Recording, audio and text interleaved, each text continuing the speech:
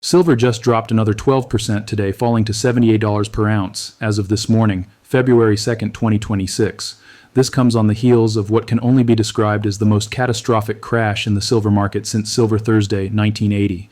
And folks, if you think this is over, you might want to buckle up because some of Wall Street's top analysts are now predicting we could see $50 silver before this correction is complete. I'm going to break down exactly what's happening, why legendary traders who called this crash are now changing their tune, and most importantly, what this means for your money. Because whether you're holding physical silver, trading futures, or invested in mining stocks, the next few weeks could determine whether you're positioned for the comeback of the decade or left holding worthless paper contracts. Let's start with the brutal facts. Just 4 days ago, on January 30th, silver experienced a 30% intraday plunge. Yes, you heard that right, 30%, in a single trading session. This wasn't just a correction. This was a liquidation event that will be studied in finance textbooks for generations. To put this in perspective, silver had reached an all-time high of $122 per ounce on January 29th. Within 72 hours, it had collapsed to $84. Then today, February 2nd, it dropped another 12% to $78.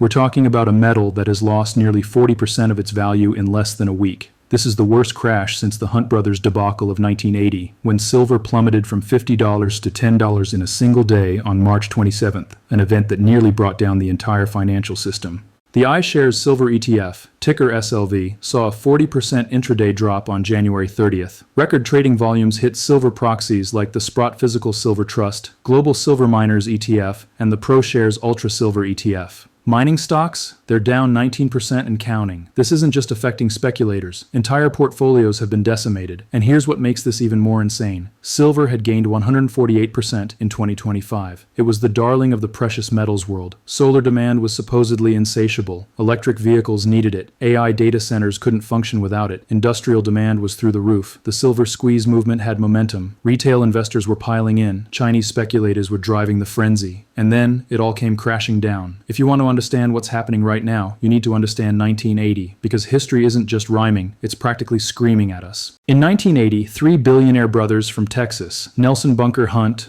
William Herbert Hunt, and Lamar Hunt, tried to corner the silver market. They accumulated over 100 million ounces of physical silver and massive futures positions. By January 1980, they controlled an estimated 70% of the world's available silver supply. The price rocketed from $6 in early 1979 to $50 by January 1980. Then the COMEX exchange stepped in. On January 7, 1980, they implemented Silver Rule 7, heavy restrictions on margin purchases. The Hunt brothers, who had borrowed billions to finance their positions, suddenly couldn't meet their obligations. On March 27, 1980, Silver Thursday, the price collapsed from $21 to $10.80 in a single day. The brothers lost $1.7 billion.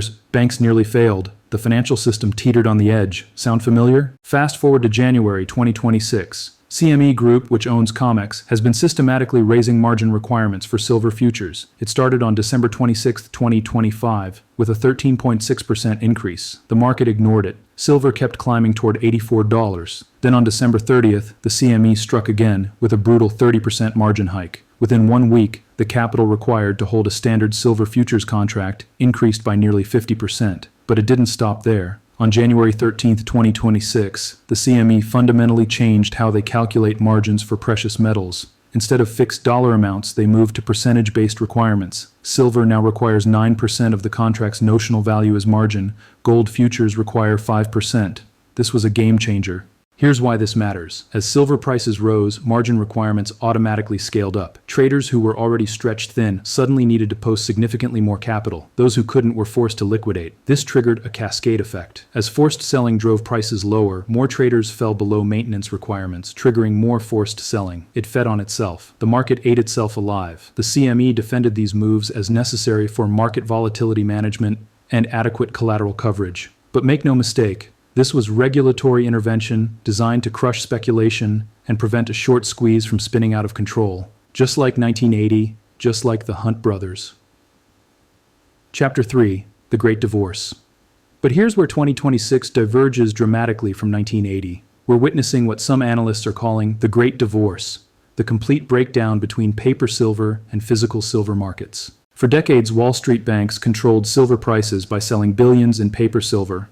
futures contracts that rarely resulted in actual physical delivery. The ratio of paper silver to physical silver in registered vaults reached an astronomical 356.1 by late 2025. That means for every ounce of actual silver sitting in a vault, there were 356 ounces being traded on paper. This worked fine when everyone played along. But in 2026, something broke. China implemented new export licensing restrictions on critical minerals, effective January 1st. As the world's largest consumer of silver for solar panels and AI technologies, China essentially locked down supply. Physical silver became scarce, real scarcity.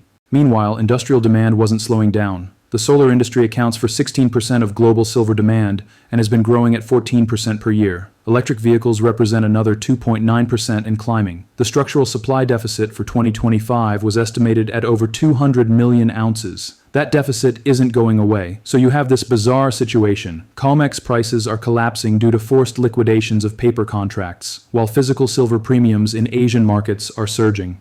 Dealers can't keep up with demand for coins and bars. The paper price says one thing. The physical market is screaming something completely different. This is the great divorce. And it's creating opportunities that savvy investors haven't seen in decades, if they know how to play it. Now here's where this story gets really interesting. Remember how I mentioned that Wall Street legends called this crash? Let me tell you about Peter Brandt and Marko Kolanovic. Peter Brandt is a futures trading legend with over 40 years of experience. Marko Kolanovic is a former JP Morgan strategist known for his market-moving calls. Both of them warned about silver's parabolic blow-off top before January 30th. Brandt pointed to exhaustion gaps, extreme distance from the 200-day moving average, and record trading volumes, all classic warning signs. Kolanovic flagged the technical setup. They were right. The crash came exactly as predicted, but here's the twist. They've both flipped bullish. On February 1st, Peter Brandt wrote on X, "Silver probably rallies off today. 2026 is not 2011. In my mind, the 2011 rally was destined to return back to the teens. Not this time. I do believe there is more ahead for silver, but not until the hotshot know-it-all bulls are thoroughly washed out. Then price can go back up. Maybe not until later in 2026, or even early 2027. Translation: Brandt thinks we're going to get a bounce here. Not the final low, but a tradable rally. And more importantly, he believes the long-term bull market in silver is intact.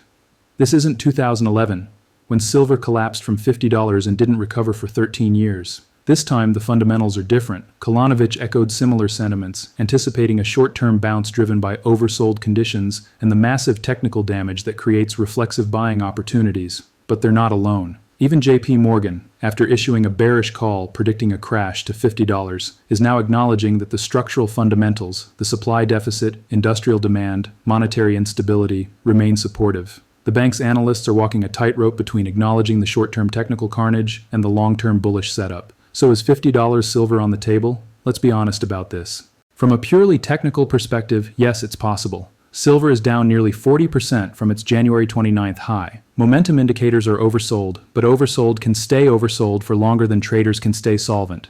The 200-day moving average for silver is currently around $65. A move to $50 would represent a 61.8% Fibonacci retracement from the low to the January high, a classic technical target. Furthermore, if leveraged traders continue to face margin calls and forced liquidations persist, there's no technical floor until we reach levels where physical buying overwhelms the paper selling. Some analysts think that level is around $55 to $60. Others argue it could be lower. However, and this is crucial, $50 silver would represent an extraordinary buying opportunity if the structural fundamentals remain intact. And right now they do. Consider this. Pan American Silver expects 2026 production to jump to 25-27 million ounces from 22.8 million in 2025. Silver Storm Mining is restarting production in Mexico. Some supply is coming back online, but it's not nearly enough to close the 200+ million ounce deficit, not even close. Meanwhile, India's silver imports are steady. Gold and silver prices might be correcting in the West, but physical demand in Asia remains robust.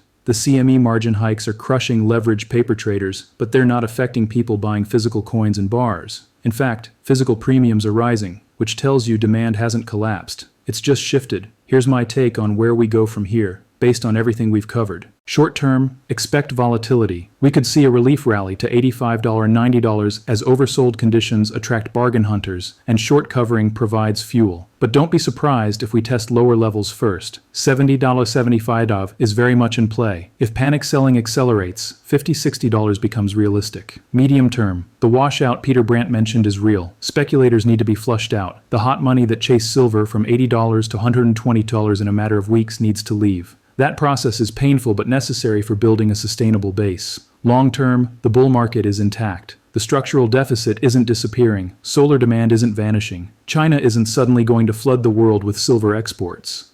The monetary instability that drove gold to $5,600 and silver to $120 hasn't been resolved. If anything, it's getting worse, with Trump nominating Kevin Warsh as Fed chair, raising questions about central bank independence. The great divorce between paper and physical markets is only going to widen. As COMEX becomes less relevant for price discovery in physical silver, we could see the emergence of alternative pricing mechanisms based on Eastern markets. This is a multi-year trend that changes the entire precious metals landscape. If you're a physical silver holder, here's what you need to know. You have no margin calls. You have no counterparty risk. You have no forced liquidation risk. If you bought silver as wealth insurance and long-term value storage, nothing has fundamentally changed. In fact, the divergence between paper and physical prices might ultimately work in your favor. If you're a trader, this is an extremely dangerous environment. Leverage is being systematically destroyed by margin hikes. Volatility is off the charts. Unless you have iron discipline and deep pockets, this isn't a market for speculation right now. If you're on the sidelines wondering whether to buy, here's the framework. Dollar cost average on the way down. Don't try to catch the exact bottom. Accumulate physical silver, coins, bars, allocated storage as prices decline. Focus on quality over quantity. Build positions gradually and watch the indicators. Physical premiums, COMEX registered inventory levels, industrial demand data, Chinese policy signals, and Fed policy developments. These will tell you more about the real silver market than any technical chart. The silver bloodbath of January-February 2026 will go down in history alongside Silver Thursday 1980 and the 2011 crash. But unlike those episodes, the aftermath might look very different. We're living through the transition of silver from a purely financial speculative asset to a critical industrial commodity in an era of renewable energy and advanced technology. The paper market is imploding under the weight of excessive leverage and regulatory intervention. The physical market is tightening due to supply constraints and structural demand growth. This is creative destruction in real time. The question isn't whether silver survives. It will. The question is who survives in the silver market. Leveraged speculators are being annihilated. Physical holders are being tested. Strategic accumulators might be positioning for the opportunity of a lifetime. Is $50 silver next? Maybe. Would it change the long-term thesis? Probably not. Could it create generational buying opportunities? Absolutely. The next few weeks will separate the weak hands from the strong hands, the tourists from the investors, the speculators from the accumulators. Choose wisely, position carefully, and whatever you do, understand that what you're watching isn't just a market correction. It's a fundamental restructuring of how silver is priced, traded, and valued in the 21st century. The bloodbath continues. But for those who understand what's really happening beneath the surface, the greatest opportunities often emerge from the greatest chaos.